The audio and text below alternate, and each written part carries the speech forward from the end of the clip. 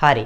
අද අපි කතා කරන්නේ 2020 A level accounting paperේ මුදල් ප්‍රවාහ ප්‍රකාශ ගානේ ඊළඟ කොටස.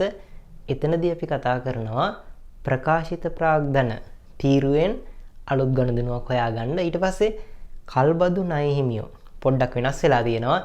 ඒකට අදාළ ගනුදෙනුවත් හඳුන ගන්නවා. එහෙනම් ඒක අපි කතා කරනවා මේ වීඩියෝ එකෙන්. එහෙනම් අපි යමු ගානට. හරි. ඊළඟට අපිට ගන්න තියෙන්නේ ප්‍රකාශ කළ ප්‍රාග්ධනයේ කේස් එක. අපි ගමු ප්‍රකාශිත ප්‍රාග්ධනය. ප්‍රකාශිත ප්‍රාග්ධනයේ සාමාන්‍ය කොටස්. මුල තියෙනවා 20000. කටු වැඩේට යන්. අපි හිමිකම වෙනස් මේ ප්‍රකාශයක් ගහගත්තා. ප්‍රකාශිත ප්‍රාග්ධනය මුල තියෙනවා 20000ක්. මුල 20000යි. ඊට පස්සේ අගවේදි කීයක් තියෙනවද?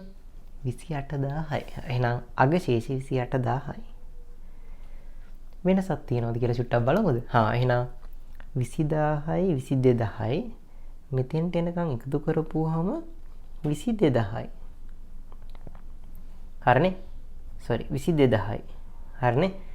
20000යි 22000යි. අග වෙද්දි 28000යි. 6000ක් වැඩි වෙලා. වැඩි වෙන්න හේතුව කියන්න පුළුවන්ද?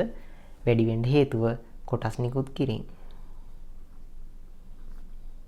කියන්නේ කොටස් නිකුතු වෙන ලද මුදල.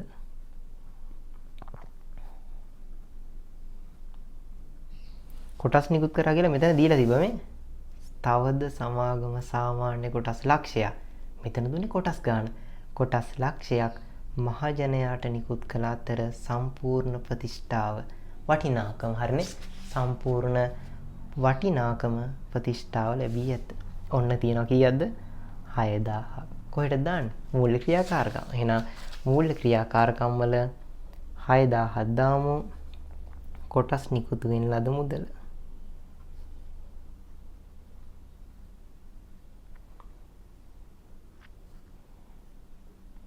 ලද මුදල. කොටස් නිකුත් කරපුවම කියන කොටස් නිකුත් කරපුවම සල්ලි එනවනේ.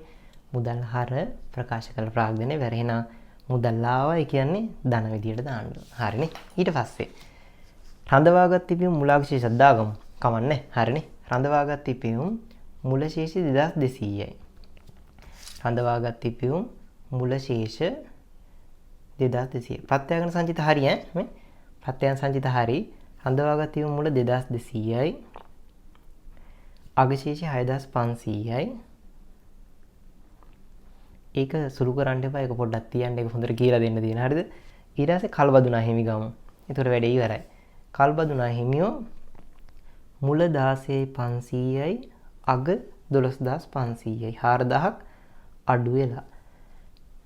කල්බදු ණය ලීස් එකේ ණය මුලදි 16යි 500යි අග වෙද්දි 12500ක්. ණය අඩු වෙලා 4000ක්. එයි ණය අඩු වෙන්නේ? කල්බදු ණය අඩු වෙන්නේ ණය ගෙවලා. එහෙනම් 4000ක් කල්බදු ණය ගෙවීම. එහෙනම් 4000ක් සල්ලි අඩු වෙනවා මූල්‍ය ක්‍රියාකාරකම්. කල්බදු ණය ගෙවීම. හරි.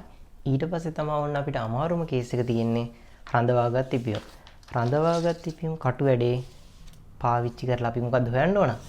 අපිට හොයන්න තියෙනවා බදු පරිශුද්ධලාභය. ඒක තමයි සුපිරිම එක. එහෙනම් ඒ වැඩේ අපි කතා කරනවා ඊළඟ වීඩියෝ එකේ.